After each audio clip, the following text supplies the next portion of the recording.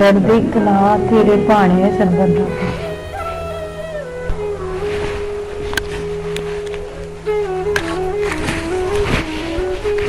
संत महापुरुषों की, परमपिता परमात्मा की जब कृपा होती है तभी उसके कीर्तन में, सत्संग में आनंद आता है। सुनने को तो सभी सुनते हैं, तो उसका जो आनंद आता है वो किसी जिले को ही आता है। और जो कीर्तन और सत्संग में आनंद लेता है वो तृप्त हो जाता है। तृप्ति का अर्थ है के बाद उसकी तृष्णा इत्यादि मन में नहीं रहती। गुरु नानक साहब गांव में गए थे तो छोटे से बच्चे ने 8-9 साल की उम्र थी, हजूर की सेवा में पेट भरने के लिए कह सकते हैं बड़े भाव से उन्होंने उन्हें लंगर छकाया, भोजन कराया।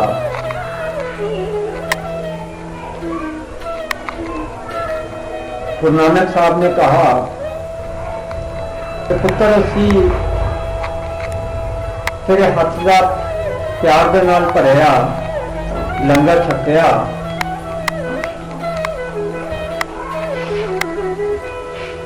तृप्त हो गए। बच्चा हजूर नूं कहने लगा, हजूर पेट की तृप्ति तो हो जाती है इस भोजन के नाल, ये दसो आत्मा की तृप्ति किस तरह होती है। मैं छोटा बच्चा हाँ, मैनू समझ नहीं है, अकल नहीं, छोटा बच्चा हाँ, मैनू इन्नी गल समझा दो। और जे तुसी पेट की तुहाडी तृप्ति हुई है, मेरी आत्मा की तृप्ति नहीं हो रही, आप संत हो, मैं तो आम जी हूं। कि तुसी खुश हो गए हो, तृप्त हो गए हो, तो मेरी आत्मा को तृप्त कर दिया। अब जी है, मांग है, डिमांड है, आत्मा की तृप्ति चाहिए, कोई मांग नहीं रखी हो, आत्मा की तृप्ति चाहिए। कहेंगे पुत्र पुत्र तू बच्चा नहीं है, तू बच्चा नहीं है, तू बुढ़ा। और वही बच्चा गुरु नानक साहब तो बाद ये गद्दियां गद्दी नशीन होए गुरु साहिबान, गुरु गद्दी पे बैठने तिलक सब तो पहले वही करते। बाबा बुड्ढा के नाम से मशहूर होए। ऐसी तृप्त आत्मा हो गई, चानन हो गया दिल के अंदर, वासनावां सारियां खत्म हो गई, दुनियावी मंगा खत्म हो गई, परमात्मा ने ईश्वर का नूर मन दे विच बाहर दियां जोतां जगांदे हैं कि अंदर दी जोत जग जाती है, ज्ञान की जोत जग जाती है, ज्ञान का अंधेरा मन का खत्म हो जाता है। जिन्हों असीं काम क्रोध लोभ मोह अहंकार आखते हैं, जिसके करके दुखी हाँ, किस तरह होंदा है जेड़े संत की शरण चले जाते हैं वही जानते हैं। जेड़ा भी संत की शरण गया होगा ते 5 चोर 5 वैरी उहदे मन तो निकल जाते हैं। जिंदगी च जो भी दुख आते हैं वो सारे दुख ही खत्म हो जाते हैं उनकी शरण लैके। तो महाराज जी लिखते हैं अपनी रचना के अंदर, सतगुरु नानक दयाल माही मेरा मन त्रिपत अभाई, मेरा मन त्रिपत अभाई, गुरु नानक दयाल माही। नहीं होएगी हजूर साहब के गुरु नानक महाराज जी ने लिखा, गुरु रूप मानिया। किस नानक को उन्होंने गुरु रूप मानिया? कौन है वो नानक? कितने रहता है? क्या रूप है, क्या रंग है? किस तरह उन्होंने गुरु किया? बहुत ही घट लोग जानते हैं। जब इस चीज का पता चल जाएगा तो सानू भी पता चल जाएगा कि साडा गुरु कौन है। इन्हू मिलन के नाल मन त्रिपत हो जाता है, अब आ जाता है, मतलब और कोई जरूरत ही नहीं रह गई हम मन के अंदर। अदान का मतलब है हुण कोई जरूरत नहीं है, फिर मंग नहीं रह जाती कोई। और वो नाल की मिलिया हजूर कहते हैं, तुमसे हरि मिलिया सोई। ऐसे मिला इस नामे संग लिव लाई। रचना में बिल्कुल स्पष्ट बता दिया, हरि से मिलने का तरीका भी बता दिया। लेकिन साथ में हजूर लिखते हैं, दर्शन की लाज राख लीजो, आ गया तुम शरण आई। जो लिखा है वो लिखा है, आ गया तुम शरण आई। मैं आपकी शरण में आ गया हूं और मेरी लाज आपके हाथ में है। जब संसार की जो शरण है वो मेरी शरण में तो एक ही रह सकते। अब संसार की शरण क्या है और उसकी शरण क्या है, अलग अलग होगी तभी तो कह रहे, नहीं तो ऐसा लिखते ही क्यों? आ गया, मैं आपकी शरण में आ गया हूं, ऐसा लिखने की क्या आवश्यकता है? तो होगा तभी तो।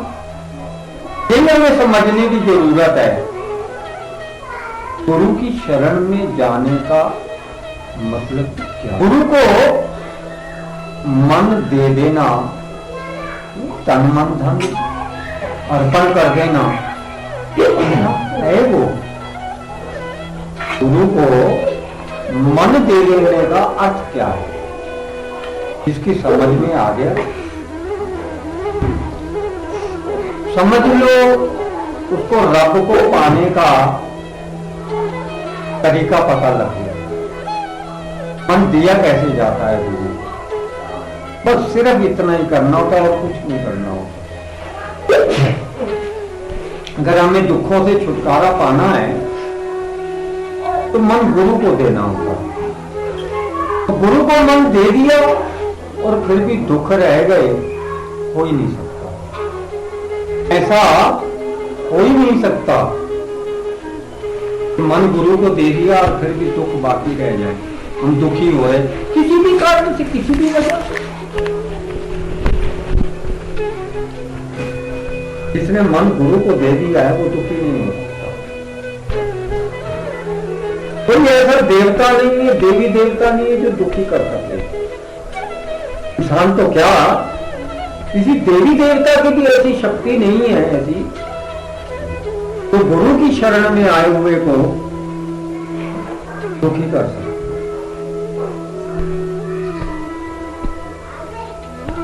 और ये चीज गुरु की शरण, विचार कीजिए, सिर्फ मनुष्य जामे में ही मिल सकती है। पशु को तो नहीं मिलती, गुरु तो नहीं करते, कर भी नहीं सकते।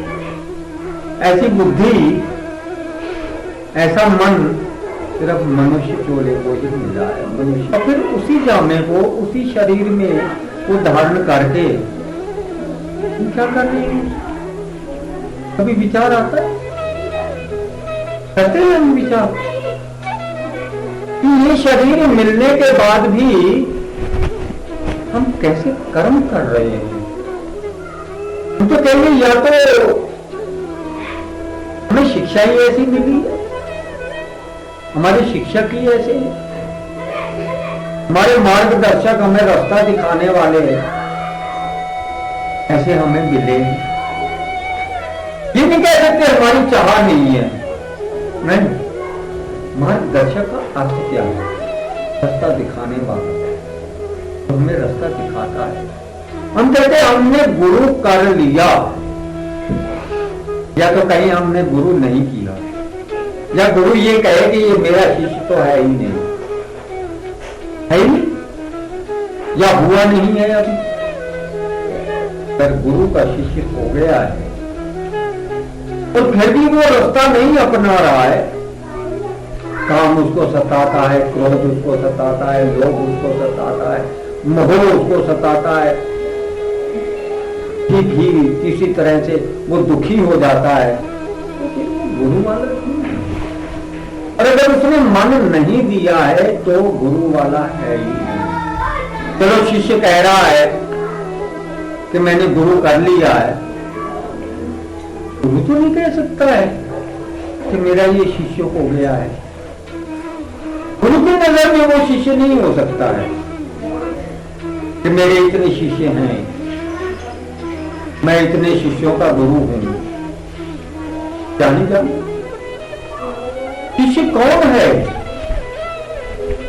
जो गुरु के कहे पर चलता है, जिसकी जिंदगी, जिसका जीवन, जिसके कर्म गुरु के हुक्म में चलते हैं, गुरु के हुक्म से होते हैं जिसके कर्म। और अगर वो गलत चलता है, एक दुनियावी पिता से भी ज्यादा हक है गुरु, दुनियावी मां से भी ज्यादा हक है गुरु। जब बंदा या ये जीव हर तरफ से थक जाता है, हर तरफ से थक जाता है, सभी रिश्तों से जब थक जाता है, कहीं से भी जब उसे सुख नहीं मिलता है, सुखी नहीं होता है, दुख फिर भी रह जाते हैं, तो बताया जाता है कि गुरु की शरण में चला जाए। संत गुरु की शरण में, हम गुरु की शरण में, संत गुरु। और उसका तो असूल सीधा सा है, जैसे हम लोग आरती करते हैं, पता सबको है, और उसमें कहते हैं तन मन धन जो कुछ है सब कुछ है तेरा, तेरा तुझको अर्पण क्या लगे।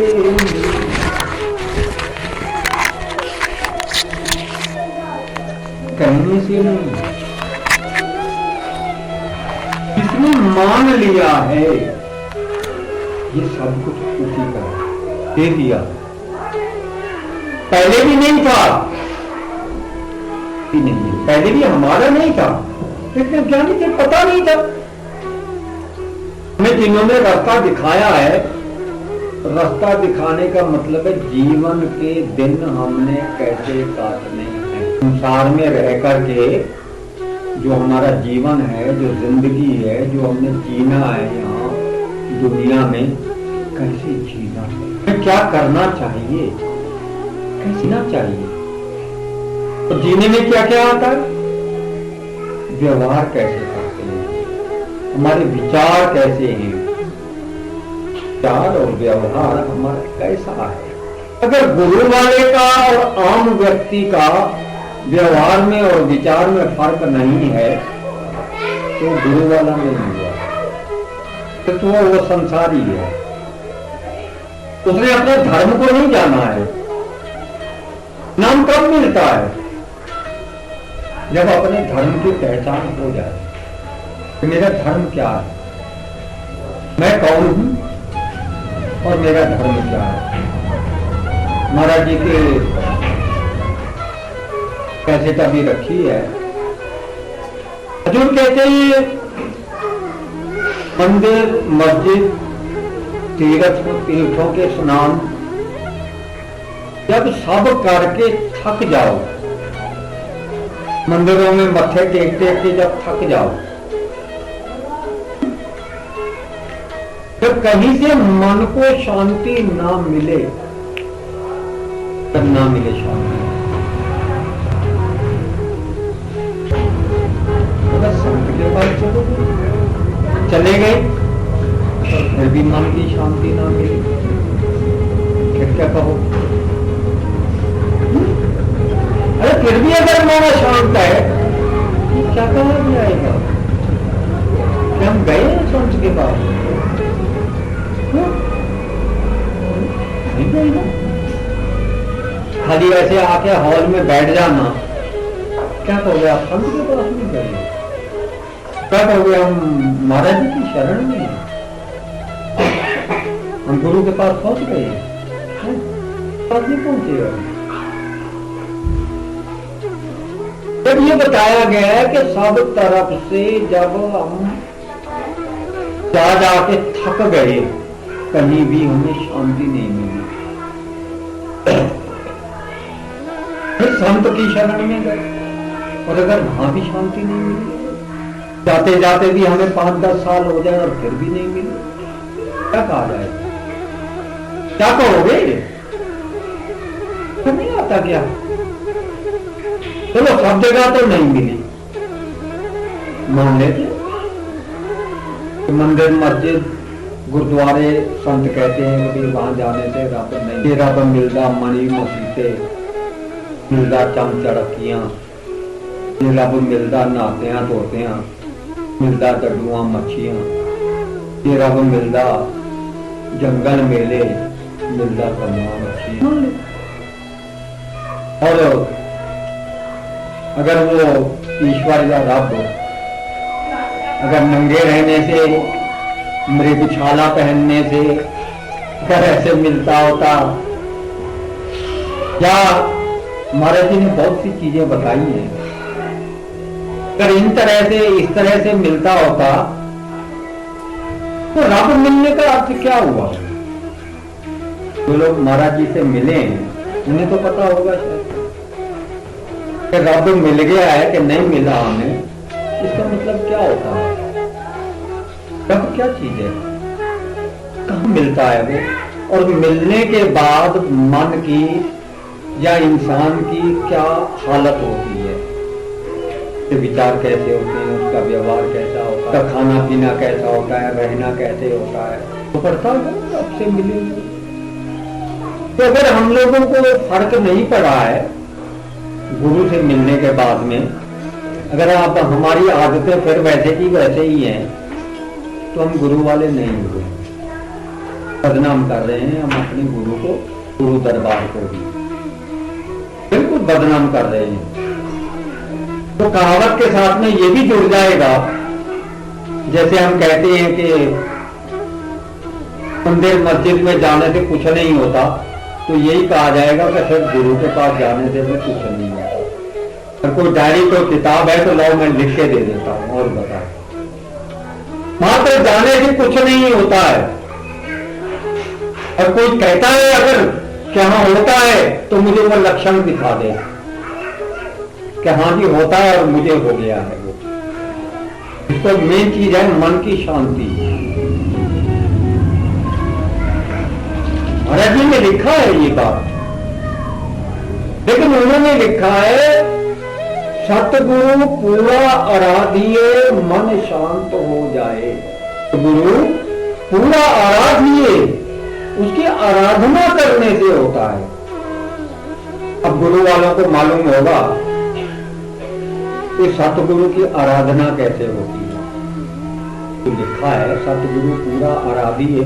अगर हमें नहीं मिली है मन की शांति, मन शांत हो जाए कहा है। मन की शांति कैसे होती है?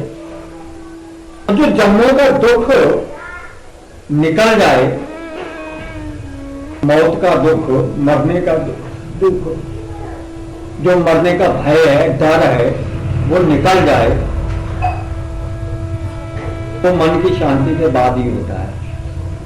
सतगुरु पूरा भेटी हो, चल पूरा सतगुरु मिल जाए। पहले तो आराधना करने से मन शांत होता है और उसके बाद में भेंट होती है सतगुरु से। मन शांत होता है, आराधना से मन शांत होता है, शांत होने से गुरु के से भेंट होती है, और गुरु से भेंट जिसको हो जाती है, जो गुरु से मिल जाता है सतगुरु से, उसको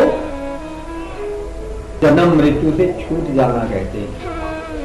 जम लागे ना, जन्मों से छुटकारा हो जाना।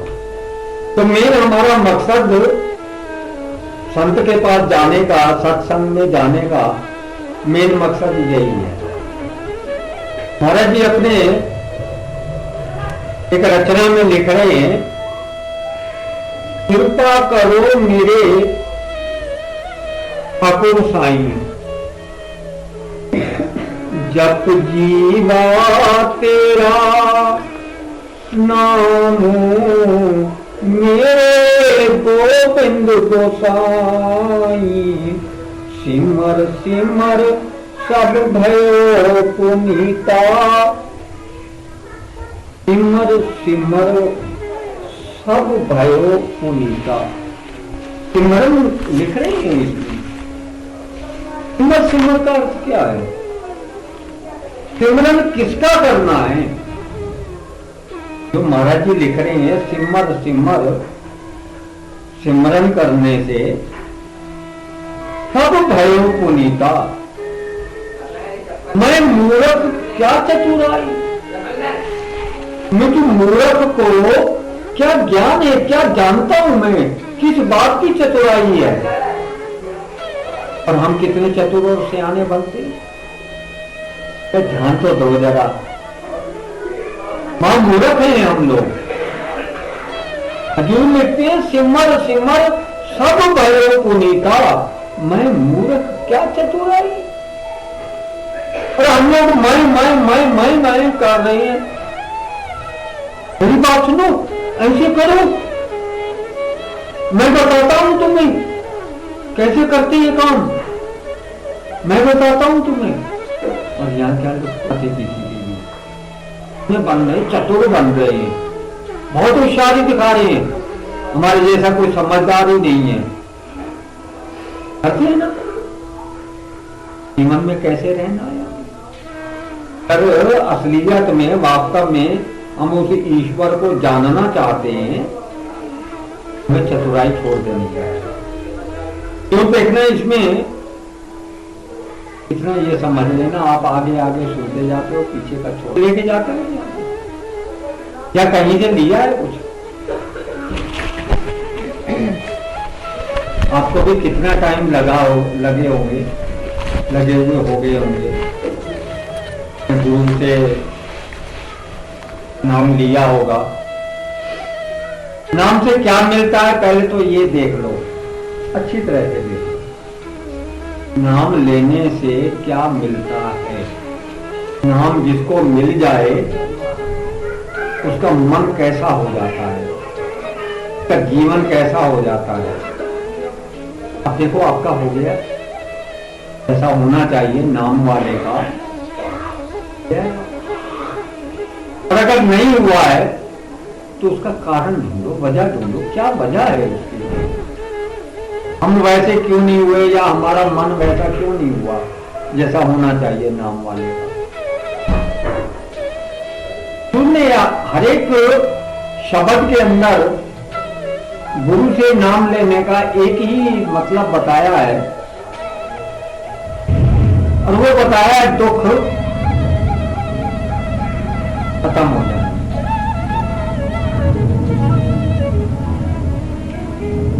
हजूर यहां लिखते हैं, जिस कृपा कीनी सबे दुख नस जाए मेरे रामा। जिसकी कृपा करने से, जिसने मुझ पर कृपा की और मेरे सभी दुख निकल गए।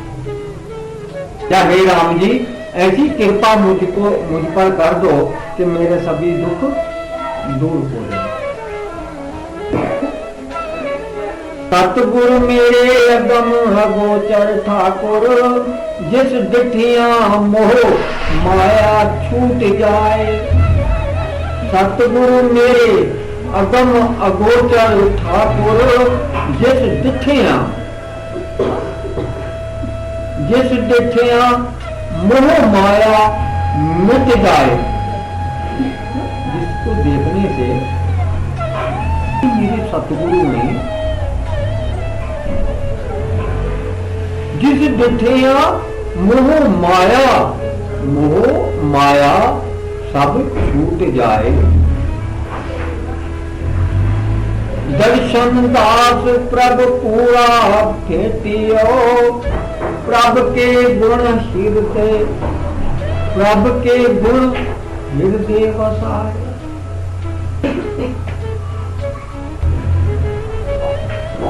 समझ लो भाई हजूर क्या कहते हैं, महाराज जी क्या कह रहे हैं।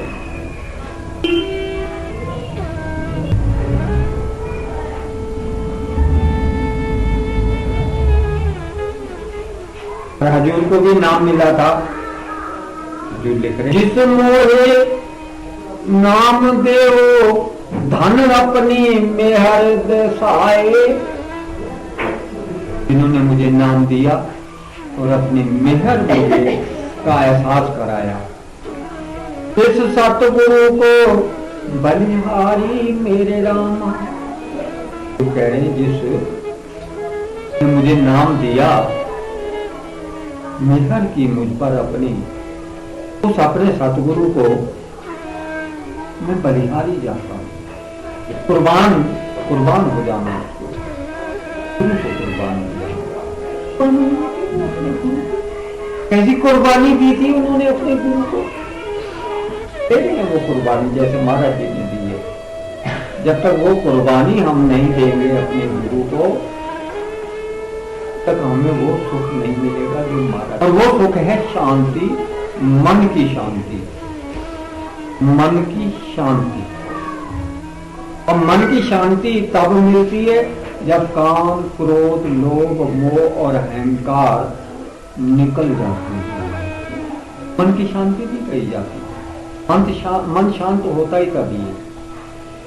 और सतगुरु से मिलने का, नाम लेने का मतलब ही यही है, मन की काम, क्रोध, लोभ और मोह, अहंकार निकल जाने मन से।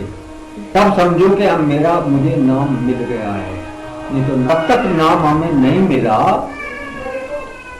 नाम हमें तब तक नहीं मिला है जब तक काम, क्रोध, लोभ, मोह, अहंकार बाकी है। या दूसरे महीने में सीधा देखो तो मन शांत हो गया है। इसी तरह से भी दुखी नहीं होता है। ऐसे भी सर्कमस्टांसेस समझते, जैसा भी वातावरण आ जाए, ऐसा भी कोई दुखी करने की कोशिश करता रहे।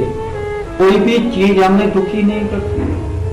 चाहिए कुछ भी चाहिए हमें, चाह है बाकी, इच्छा है बाकी हमारी कोई, हमें हमारा कुछ करना बाकी रह गया है। हमें कुछ मिले, हम कुछ देखना चाहते हैं, कुछ करना चाहते हैं। ऐसी चाह जब निकल जाए,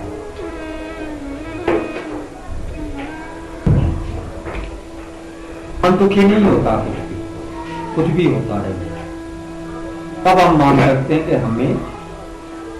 और उस नाम मिलने का अर्थ साथ में बता रहे हैं, सतगुरु मेरे अगम अगोचर ठाकुर, जिस डिठिया मोह माया छूट जाए।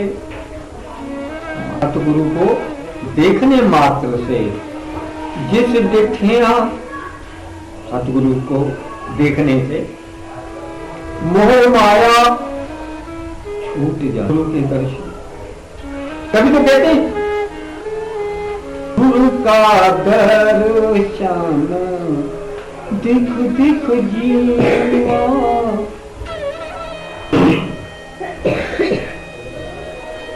मैं जीता हूं गुरु का दर्शन करके। गुरु का का दर्शन ही मेरा जीवन है, मेरी जिंदगी। और अगर गुरु मुझे ना दिखाई दे तो समझ लो मैं मरे के समान हूं। ऐसा है वो गुरु जिसके दर्शन मात्र से सारे दुख दूर हो जाते हैं,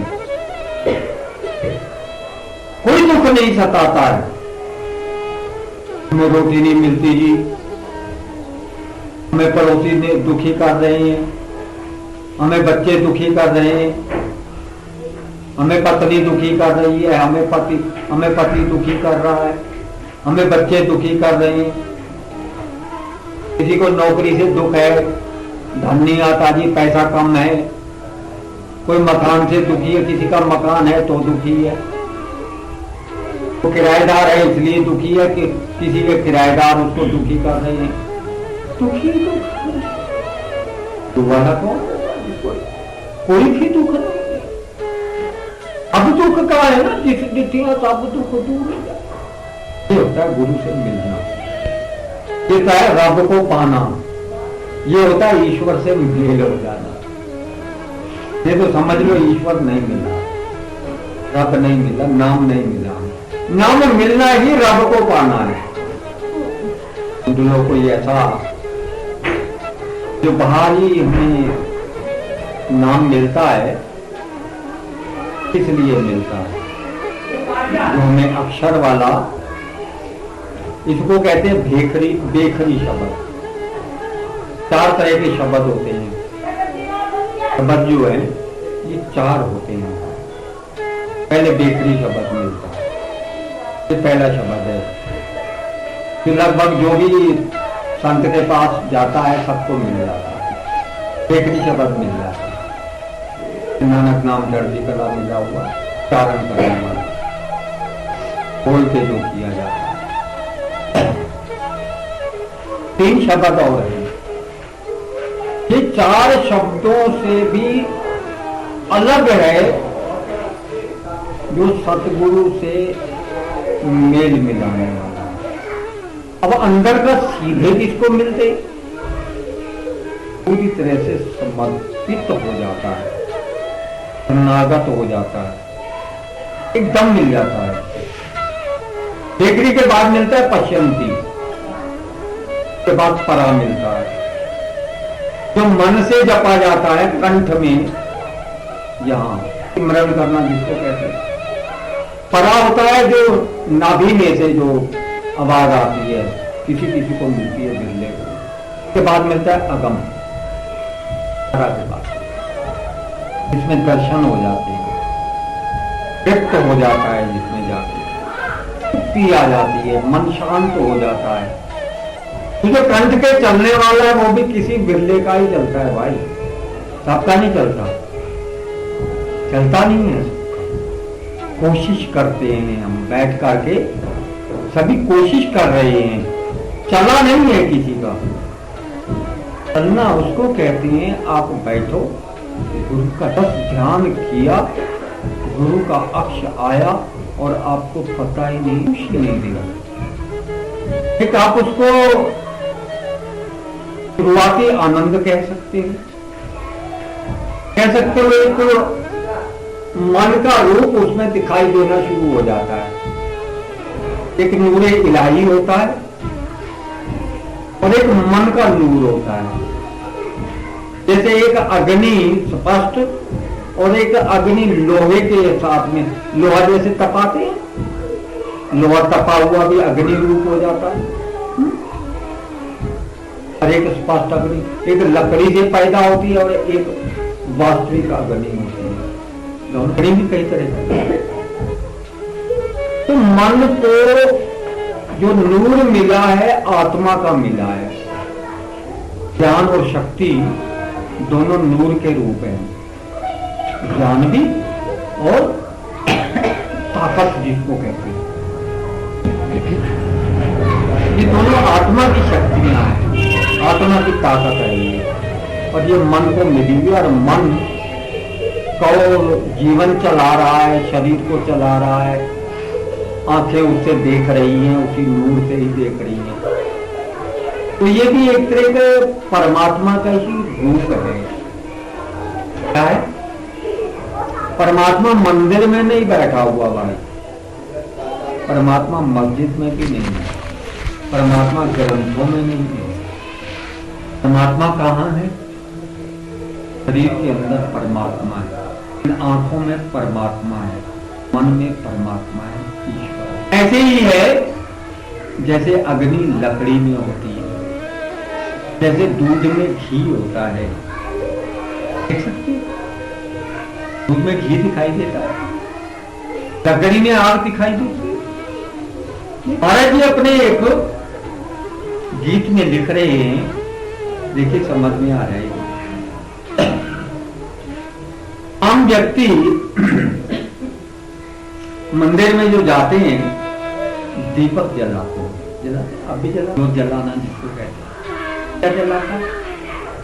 क्या जलाता है? भक्त क्या जलाता है? भगवान को खुश करने के लिए। क्या भगवान इनमें चारों से खुश नहीं? जो जलाने से वो भी जलाना पड़ता है। क्या जलाना पड़ता है? महाराज कह रहे हैं, मैं नहीं कह रहा। भक्त दिल जलाता है, उनको जलाता है। क्या जलाता है? मन को जलाना क्या है? मन जलाना आप किसको कहेंगे? भक्त जब तक अपने मन को नहीं जलाता है तब तक उसके अंदर प्रकाश नहीं होता है, नाम का प्रकाश नहीं होता है। जैसे ज्योत जलाने से कमरे में, मकान में उजाला हो जाता है, इसी प्रकार मन को जलाने से अंदर आत्मा का प्रकाश। मन का दिया कहते हैं जला लो, दिया जलाने से नहीं मिलेगा, सफेद प्रकाश करते थे बाहर। पर वास्तव में मन की शांति चाहिए, दुखों से छुटकारा पाना है, उनको जलाना। नई बात बता रहे, वास्तव में दुखों से छुटकारा पाना चाहते हो, दिल को जलाना सीखो। ऐसे समझ लो आप, दिल को जलाना। दिल कैसे जलाया? दिल जले। भक्त जो होते हैं दिल जले हुए होते हैं, मन नहीं होता। फूक दिया, जो घर फूके आपनों आए हमारे पास, जो घर फूके आपनों चले हमारे साथ। गुरु गोविंद सिंह ने क्या कहा है? मरना क्या चीज है? यही है वो। जीते जी मरना क्या है? नहीं समझते भाई। अगर वास्तव में दुखों से छुटकारा पाना है तो जीते जी दिया जलाना पड़ेगा।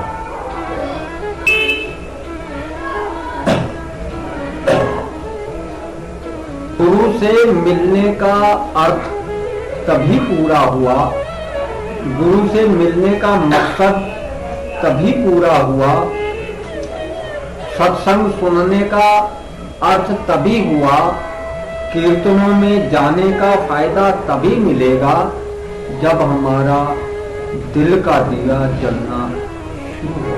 क्या जलाना है दिल को? दिल में या मन में दिया है, उनको हिला देना, उनको निकाल देना, उनको मिटा देना, दिल का दिया जलाना।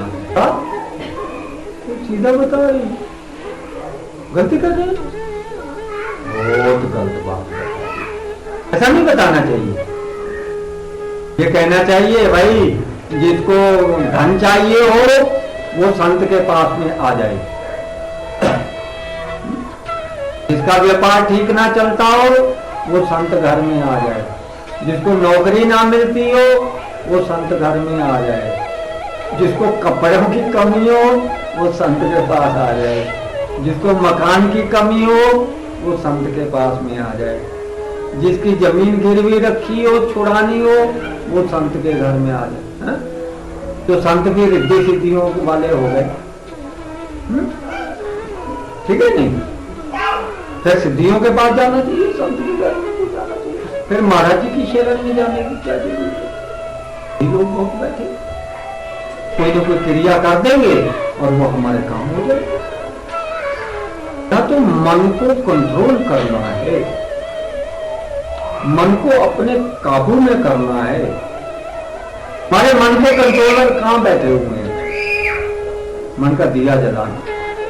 हमारे मन का जो कंट्रोलर किसको कहते हैं? आपको आपकी भाषा में बता दें, मन का कंट्रोलर कहते हैं रिमोट कंट्रोल। पता ना, रिमोट तो देखे होंगे सबने। अब तो टीवी लगभग सबके घर में रिमोट, ये चैनल करना है, रिमोट दबाया, बटन दबाया और रिमोट उसको कर देते हो, चैनल बदल देते हो। ऐसे मन का चैनल बदलना। मन बदलता है तुम्हारे मन का चैनल। शांति आ रही हो तो गुस्सा कौन दिलाता है? हम तो बैठे हुए, वासना कौन जगाता है? निकलो ना। रिमोट आपने किसके हाथ में दिए? बदल देते हैं, वॉल्यूम बदल देते हैं, वॉल्यूम बदल देते हैं, करते हैं ना। 1 2 3 4 5 कितनी वॉल्यूम चाहिए, कितनी आवाज चाहिए, कैसा रंग चाहिए, रंग भी बदलते हैं चेहरे के। मन का रंग बदलता है तभी तो चेहरे के बदलते हैं। जुबान का भी रंग बदलता है जुबान का रंग, आंखों का भी रंग बदलता, तेवर भी बदलते हैं ना। कौन होता है कंट्रोलर उस वक्त? रिमोट किसके हाथ में होता है? सामने बैठा है, उसने रिमोट घुमाया और तुम्हारा मार लोगे। रिमोट तुम्हारे हाथ में नहीं है। मन का रिमोट ना तुम्हारे हाथ में, ना गुरु के हाथ में। क्या हाथ में है? गुरु वालों से पूछ रहे हैं किसके हाथ में है रिमोट कंट्रोल? तेवर कौन बदलता है? भाव कैसे बदल जाते हैं? एक अच्छा आदमी बुरा क्यों बन जाता है?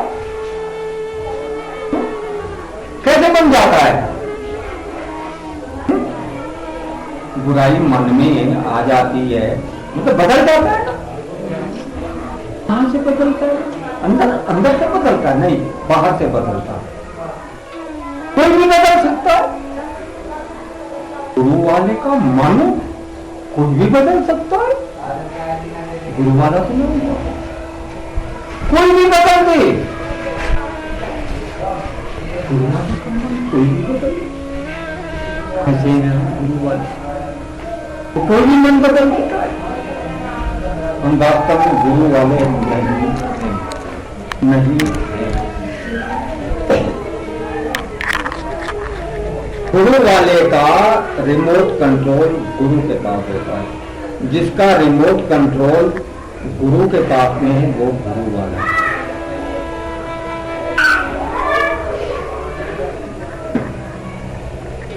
तो हमारे मन को जला रखा है काम, क्रोध, लोभ, मोह और अहंकार ने जला रखा।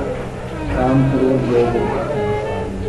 तो हमारे दिए में जो तेल है, मन रूपी दिए में जो तेल है वो काम, क्रोध, लोभ, मोह, अहंकार का पदार्थ है। और बाहर से कोई भी आता है, सीधी जलाई और हमारा दिया उसी से जल जाता है। किसी भी वासना वाला आता है, तीली लेता है और हमारे मन को लगा लेता है और एकदम जग जाती है। गुरु वाले हैं, देखो जरा, झांक के देखो जरा। और फिर भी अगर शर्म नहीं आई है तो समझ लेना हम इंसान ही नहीं। फिर भी अगर शर्म ना आए, पहले तो गुरु वाले और फिर इंसान, अगर फिर भी हमें शर्म नहीं आती है, आम व्यक्ति जो होता है उसको भी शर्म आ जाएगी। तो इंसानियत की नीति भी कहती है, गुरु वाला इंसानियत से भी ऊपर होता है, तो धर्म वाला हो जाता है, छोटे छोटे धर्मों को छोड़ देता है, वो एक धर्म वाला हो जाता है, गुरु का धर्म उसका धर्म हो जाता है। तो बहुत ऊंचा है गुरु वाला तो।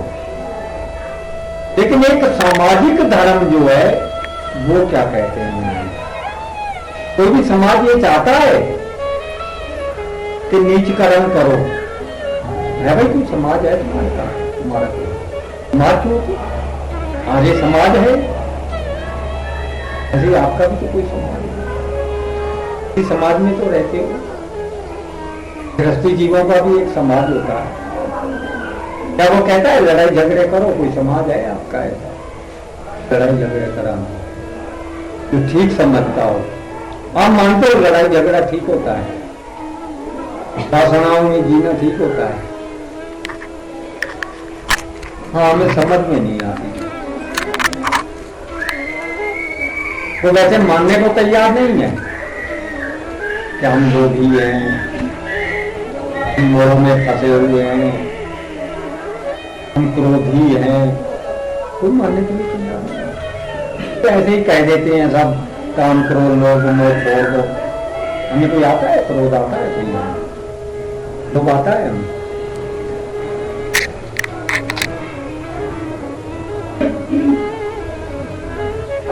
महाराज जी भी इसमें लिख रहे हैं, पता नहीं कैसे लिख दिया, जिस डिठियां मोह माया छूट जाए, ऐसे लिख दिया खाम खाम नहीं ना, एक बात है महाराज जी तो ऐसे लिखते हैं, संत उन्हें फिर संत थोड़ी बनना है, ये ना नाम लेना है किसी ने, गुरु से मिलने की किसी की इच्छा है हमारी, महाराज जी तो लिख रहे हैं, सतगुरु मेरे अगम अगोचर ठाकुर, जिस डिठियां मोह माया छूट जाए, ये याद रख लेना भाई, गुरु मेरे अगम अगोचर ठाकुर, जिस डिठियां मोह माया छूट जाए, मोह माया छूट जाए। आपके ठाकुर, आपके गुरु कम अगोचर हैं या नहीं, कहिए आप उनसे मिलना चाहते हैं या नहीं। दूसरे उनको मिलने पर हजूर लिख रहे हैं, जिस डिठियां मोह माया छूट जाए,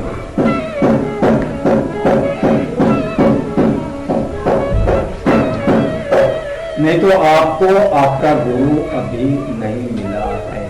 मोह वाले को ही क्रोध आता है, जिसके अंदर मोह है क्रोध उसी को आता है। और अहंकार, अहंकार का मतलब होता है मेरापन, मेरापन ही अहंकार है, अहंकार को ही मेरापन कहते हैं। तो व्यक्ति अगर ऐसा हो तो वाणी में भी आता है ये कि ऐसे जीव के, गुरु नानक देव जी लिख रहे हैं उसमें, गुरु अर्जन देव जी ने वैसे वो ग्रंथ बनाया है, ग्रंथ साहब, तो उसमें वो लिखते हैं कि नानक किस जन बलिहारी जाई, ऐसे व्यक्ति के से बलिहारी जाते हैं वो, जिसकी मोह माया जिसकी छूट गई है, सबसे बड़ी बात है। और कैसे छूटती है, सतगुरु के मिलने पर, सतगुरु के दर्शन हो। जिसके अंदर से अभी क्रोध और मोह वगैरह नहीं करते हैं, समझ लो उसको अभी सतगुरु के लिए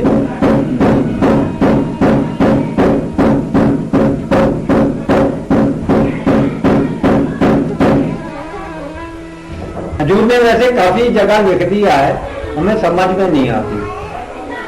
सतगुरु अपने की करो चाकरी, सब है छोड़ चतुराई जियो। क्या समझो, आपे अपना खिल कराइंदा, सेवक को दे बटे आई जियो आपके अपना। उसका खेल क्या है? आपके अपना खेल कराइंदा ओ दे बटे आई जियो। सेवक कब बनेगा? पहले बता तो दिया। चाकरी, जो चाकर है वही सेवक है गुरु का। चाकर किसको कहते हैं? चाकर किसको कहते हैं? सेवा करते होए निष्कामी, जो निष्काम सेवा करता है उसको चाकर कहते हैं। तो नौकरी हुई, नौकरी करके तो कुछ डिमांड होती है, कुछ मिलेगा। बिना डिमांड के, बिना मांग के जो सेवा करता है उसको कहते हैं चाकर। सतगुरु की चाकरी कब होती है? सब है छोड़ चतुराई। चाहिए यही है डिमांड, जरूरत, मुझे चाहिए, कुछ भी चाहिए। अच्छा, अपने दिल से, मन से एक बात बताओ, जो जोत जलाते हो घरों में या डेरे पर, जहां आते हो, तो क्या चाहिए? गुरु चाहिए, सच चाहिए, महाराज जी चाहिए। सच चाहिए मतलब महाराज जी चाहिए। गुरु चाहिए कह लो। चाहिए किसी को आप में से? आप में से किसी को चाहिए? जोत जलाने आते हैं जो, या घर पे जलाते हो, किस लिए जलाते हो?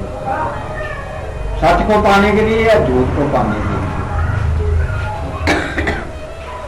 जो सच को पाने के लिए आते हैं बता दो, कोई हो तो तुम्हारे में? कोई नहीं, सब झूठ पाने के लिए आते हैं। बाकी है सच को पाने के लिए, झूठ नहीं चाहिए बिल्कुल। एक बंदा तो मिल गया, सच चाहिए तो किस्मत वाले। और भी कोई है भाई?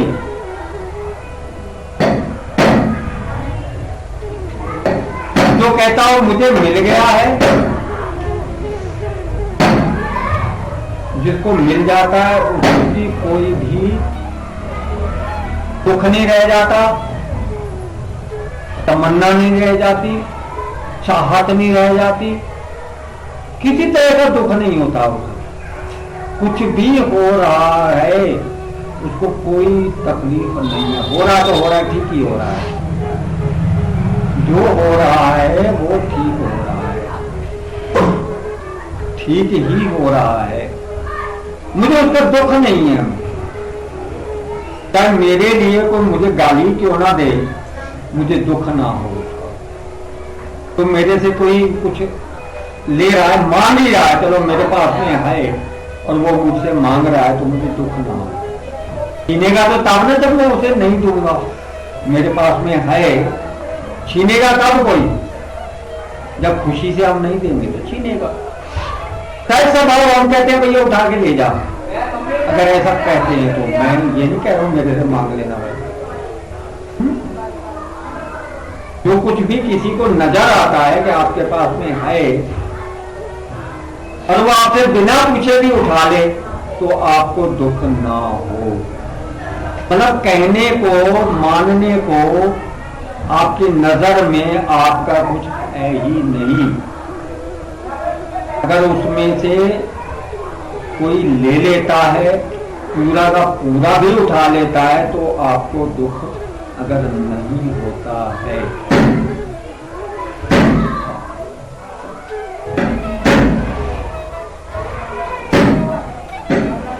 जी हाँ, ऐसा हो जाता है। इतना आसान थोड़ी।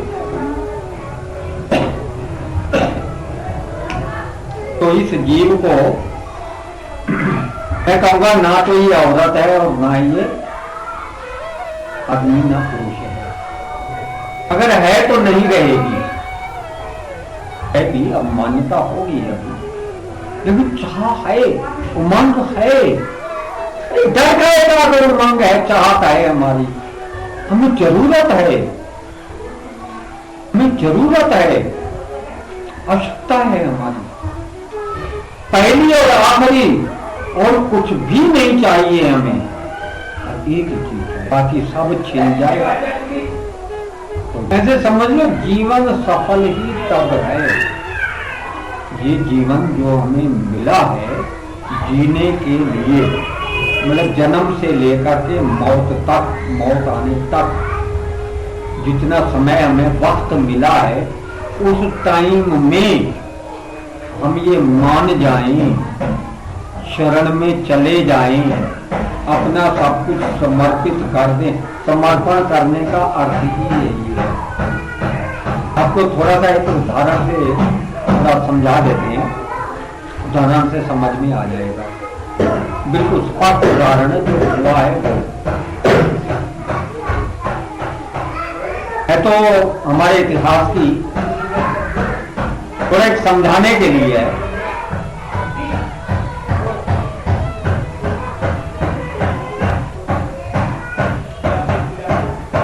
राजा जनक अष्टावक्र, तो राजा जनक को डिमांड थी, आवश्यकता थी सच को जानने की, मुक्त होने की, मुक्ति की जरूरत, मन की शांति की। सुन लेना, राजा जनक चारों वेदों के, 6 शास्त्रों के और जितने पुराण हैं 12 उस वक्त थे, सबके ज्ञाता थे, जानते थे, और उन्होंने जिसको शब्द लेना कहते हैं वो भी लिया हुआ था। किससे? उस टाइम के सबसे बड़े जो धुरंधर कहते हैं, जो विद्वान थे, मतलब वो भी ईश्वर को पाए हुए थे।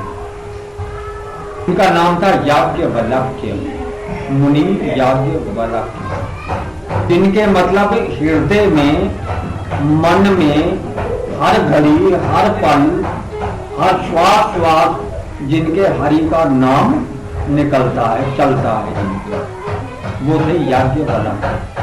बड़े बड़े ऋषि मुनि उनसे जाकर के दीक्षा लेते थे हरि के नाम में। उनको भी अभी मन की शांति नहीं मिली थी, तो मन की शांति के लिए आप जो है हर महीने अपने सभा के अंदर विद्वानों की गोष्ठी किया करते थे। विद्वान लोग आते थे, चर्चा करते थे कि ईश्वर को, रब को पाने का क्या तरीका, आसान तरीका क्या है। अब कितनी देर में ईश्वर को पाया जा सकता है? 2 बातें थी, तरीके सबको मालूम है। तो अष्टावक्र एक दिन आए वहां, उस दिन गोष्ठी चल रही थी, आए तो उन्होंने देखा जब गोष्ठी चल रही है और वो जो है आपस में बहस कर रहे थे। कोई कहता था ऐसे मिल सकता है, कई तरीके तो हैं ही उसको मिलने के। ये आके हंस दिए एकदम, इनको देख करके वो भी कहने के, तो आप क्यों हंस रहे? कहने के बड़ी बड़ी बातें कर रहे हैं, अपने शरीर को तो देख। तो हम तो तेरे शरीर को देख के हंस रहे, तू काहे के लिए हंस रहा? कहने के मैं तुम्हारी अज्ञानता को देख करके हंस रहा। तो तुम बहुत बड़े ज्ञानी सब अपने आप को समझते हो, क्या ये शरीर ही मैं हूं? अब मेरी पहचान जो कर रहे हो वो शरीर से कर रही हो। तो संत की पहचान किस चीज से होती है? ज्ञानी की पहचान किससे है? रब के प्यारे की पहचान किससे है? संत की पहचान क्या होती है? तुम्हारे में से कोई जानता है? क्योंकि किसी को चाहिए, बोलो तो मिलेगी जिसका कुछ भी नहीं है। खड़े हो जाओ, मेरे पास में आ जाओ, गर्दन उतारूंगा अभी, और उसके बाद में उसे बुद्धि को तैयार कर। राजा जनक ने कहा मुझे चाहिए। ठीक है, सभा विसर्जित कर दो। सभा विसर्जित कर दी, बैठ गए उनके पास में, बोले अब जो मैं कहूं बिल्कुल वही करना है। चले गए, 2 घोड़े तैयार कराओ, जीन कस लो उसके ऊपर और मेरे साथ चले चलो। बोलना नहीं, पूछना नहीं, कहाँ ले जा रहा, कोई साथ में नहीं होना चाहिए, अकेले चलना पड़ेगा। घोड़े पर राजा जनक और एक घोड़े पर वो दोनों बियाबान जंगल में चले गए। घोड़े खड़े कर दिए, दोनों को उतार दिया। जनक को कहा नीचे उतारा। कहने लगे ये बता जनक, तेरा क्या है, अब तेरे पास क्या है, क्या मिल्कियत है तेरी? राज है, बच्चे हैं, दान दौलत है, इतनी सेना है, ये सब कुछ है। कहने लगे ये सब कुछ तेरा आज से नहीं है, बिल्कुल भी नहीं है। आज के बाद में कहना मत, बिल्कुल भी। तूने यही जंगल में रहना है बाकी जीवन, पूरी जिंदगी यहीं बितानी है मेरे साथ में। आज से यहां से जाएगा नहीं, कभी नहीं जाएगा। उस वक्त जीवन को ही 10-20-50 साल का नहीं हुआ करता था, 10,000 साल जीता था। 10,000 साल, 1 लाख साल था सतयुग में, 10,000 साल का जीवन होता था त्रेता में, 1000 साल का होता था द्वापर में, और 100 साल के क्या बढ़ जाए तो अलग बात होती है। ये कह दिया कि यहीं रहना पड़ेगा भाई, राज की बात ही मत करना। बोले मंदिर निकाल दे अंदर से, मन से, जहां मेरापन लिखा हुआ है तूने मन में, उसको निकाल दे। बोला जी निकाल दे। नहीं, मन से निकाल दे, बिल्कुल एकदम। अभी छुट्टी करने वाला हूं तेरी, और अभी ईश्वर से मिलाता हूं, अभी इसी वक्त मिलाता हूं। मैं ये नहीं कहूंगा साल बाद मिलेगा, 6 महीने बाद मिलेगा, 1 दिन बाद मिलेगा, 1 हफ्ते बाद मिलेगा, नहीं, अभी खत्म कर दूंगा। हम कहा, तलवार निकाली और कहने लगा कर आपके पास झुका है। गर्दन रखवा दी, वहां एक लकड़ी का वो रखा हुआ था, उसके ऊपर गर्दन रखवाई और तलवार हाथ में नहीं। कहने लगे 9 की गिनती गिनना, पढ़ता हूं 9 बार कहो कि मेरा कुछ नहीं है। सिर पर उसके हाथ रख दिया, सिर पर उसके हाथ रख दिया, और 9 वो पूरे नहीं गिन पाया।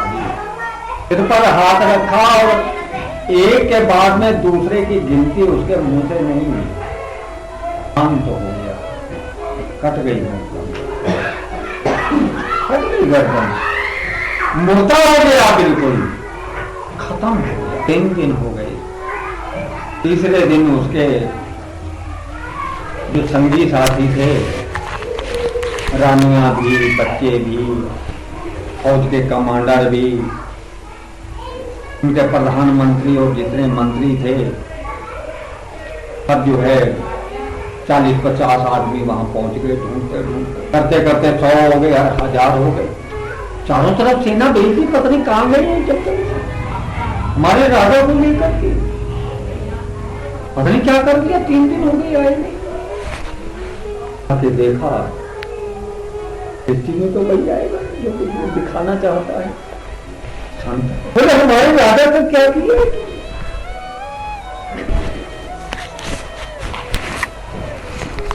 कुछ में आ गया। तीसरे दिन प्रधानमंत्री ने कहा, उनकी रानियां रोने लगी, बोली चलिए राज्य में वापिस, आपको याद किया जा रहा है, अब तो राजा है ना। कहने के कौन किसका राजा? कौन किसकी रानी, किसके वजीर, किसकी सेना? मेरा कुछ नहीं है, मेरा कुछ नहीं है। तो राजा बनना हो राज करो, मेरा कोई राज्य नहीं है। क्या देख रही हो आप? मैं किसी का राजा नहीं हूं। कहां से आए हो तुम लोग? मैं नहीं जानता। मेमोरी खत्म हो गई। संत शरण ऐसी होती है, संत शरण। सब कुछ भुला दिया जाता है, याद में, मेमोरी में कुछ भी नहीं रह जाता। उनकी कृपा कहते हैं। शरण में जाने वाला तैयार हो गया है, और जिसकी शरण में गया है वो पूर्ण है। उसी वक्त पूरा अंदर का जो कुछ है वो खत्म कर देता है। उसको किसी से डर नहीं होता, भय नहीं होता है कि उसके रिश्तेदार क्या कर देंगे। अष्टावक्र क्या था, कौन उसका साथी था, कौन से माँ बाप थे, कौन सी सेना थी, उसी बार गला काट देते हो। नहीं काट सकते बेटा। इतनी बड़ी सेना थी वहां पर, सेनापति वहां खड़े हुए थे, वहीं खत्म कर देते, बांध देते उसको, कारागार में डाल देते। डर था उसको। संत वो जो निर्भय होता है। तो संत से, गुरु से मेल ऐसे होता है, रब से मेल ऐसा होता है। के बाद कहते हैं संत शरण हो गई, नाम मिल गया, तुम्हारा कुछ भी नहीं है। बोले अष्टावक्र बोले राज मेरा है, मैं तुझे मेरे राज्य की सेवा के लिए हुक्म कर रहा हूं, मेरा मान करके करना। चलो बैठ जाओ, चलो। अब तुम राजा नहीं है, राजा तो मैं हूं भाई, तुम मेरे सेवक बन करके राज करो। लेकिन राज मेरा और तुम उसके सेवक, ऐसा राज। तुम्हारे अंदर ये भाव ना हो कि ये मेरा है। कोई आशा, कोई तृष्णा, कोई भाव, कोई जीत, कोई हार, कोई लड़ाई, कोई झगड़े किसी से बिल्कुल नहीं करनी है। मैं जानूं राज की रक्षा कैसे करनी है, मैं जानूं, मैं हुक्म करूंगा, ऐसे तुझे राज चलाना है और तू राज चलाएगा। तो मन की शुद्धि तो कर दी दो। तो गुरु मन की शुद्धि कर देता है। गुरु की शरण में जाने का मतलब ही यही है। नहीं तो हम गुरु की शरण में नहीं गए। क्या गुरु समर्थ नहीं? दोनों में से एक बात तो होगी। आपको जानकारी नहीं है कि मैं गुरु के पास में क्यों गया हूं। गुरु ने जन्माया नहीं, हमने जाना, हमने जरूरत नहीं समझी और गुरु ने बताया नहीं। तो ये होता है गुरु के पास जाना, सतगुरु के पास जाना, संत गुरु के पास जाना। संत गुरु ढूंढिए, संत गुरु की शरण में जाइए और मोह माया को मन से निकलवाइए। आप नहीं निकाल सकते। सेवक को नहीं मालूम है, सेवक तो अज्ञानी है, उसे नहीं पता है। ज्ञान गुरु को होता है।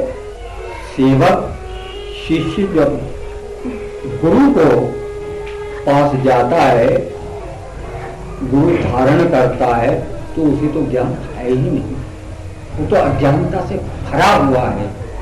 ज्ञान तो गुरु के पास देना तो उसने है, अमृत प्याला तो उसने पिलाना है। वो तो दंड खा रहा है, वो तो मैले में है, साफ तो उसको करना है। छोटा बच्चा जैसे गोद में होता है, ऐसे ही शिष्य गुरु के पास में जाता है, जैसे गोद का बच्चा। उसे संसारी ज्ञान तो है, लेकिन रब्बी ज्ञान तो नहीं है ना। जितना ही वो ज्ञानी बना रहे, लेकिन रब्बी ज्ञान पाने के लिए आया है, मन की मैल निकलवाने के लिए आया है, काम क्रोध मोह अहंकार से दूर होने के लिए, संत शरण में आया है। ये ड्यूटी गुरु की है, संत की है, शिष्य की नहीं है।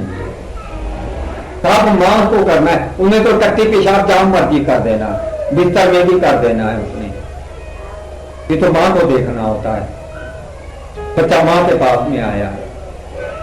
मां अगर किसी बच्चे को गोद में भी ले लेती है तो उसका मैला उसको साफ करना पड़ता है। ये नहीं कि मैंने पैदा नहीं किया, खुद ले लिया, मेरा हो गया। वो मेरा होने के लिए आया है कि मैं आपकी शरण में हूं, मैं मैला हूं मन का, मेरे मन की साफ सफाई करनी है, मैं इसलिए आपके पास आया हूं। और नहीं पता है तो उसको जन्मा दे, एहसास करा दे कि संत के पास में इसलिए आया है, मन की मैल को दूर करने की। मैं तेरे मन की मैल दूर करूंगा।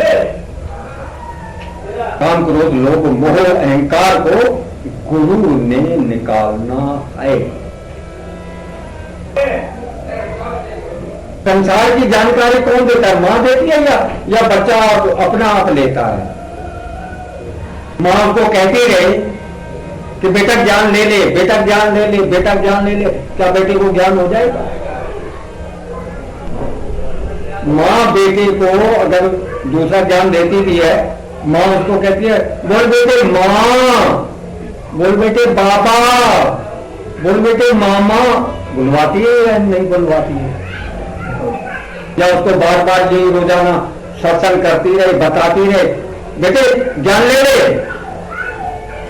छोड़ दे धक्के करना, छोड़ दे पेशाब करना, छोड़ दे मिट्टी खाना। क्या ऐसा कहेगी तो वो हो जाएगा, ज्ञान बन जाएगा, समझ आ जाएगी, उसको मान जाएगा वो? नहीं, उसको इन चीजों से निकालना पड़ेगा। मां की फर्ज है, मां का फर्ज है, मां की ड्यूटी है, मां बाप की ड्यूटी है। बेटा अपना आप नहीं छोड़ता है, व्यसन अपना आप नहीं छोड़ता है, मां बाप छुड़वाते हैं। गुरु की ड्यूटी होती है। बेटे को कहने से नहीं होता है, शिशु को कहते रह जाओ काम करो, लोभ मोह अहंकार छोड़ दो, छोड़ देगा। नाम जपो, जपने का किसी में है ताकत नाम जपने की? कोई नहीं जप सकता। और महाराज भी लिख रहे हैं कि जिस पर संत की मेहर हो जाती है, रब की मेहर हो जाती है, वही नाम जप सकता है, दूसरा नाम भी नहीं जप सकता, बिना मेहर के नहीं जप सकता।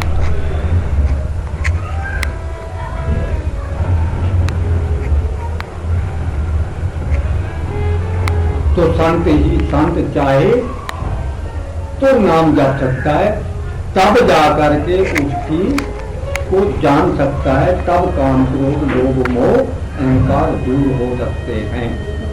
मतलब सब कुछ गुरु के हाथ में, इसके हाथ में नहीं है। शिष्य का काम है सिर्फ गुरु कर लेना, बस सिर्फ इतनी ड्यूटी है कि गुरु का हो जाना, बस आ गया मैं। अब हाँ इतना जरूर होता है, जो आपका हुक्म होगा मैं सिर्फ वही करूंगा। नानक नाम चढ़ती कला, नानक नाम चढ़ती कला, तेरे भाने सर्वदा, नानक नाम चढ़ती कला, तेरे भाने सर्वदा, नानक नाम चढ़ती कला, तेरे भाने सर्वदा, नानक नाम चढ़ती कला, तेरे भाने सर्वदा। अजूर महाराज दर्शन दास।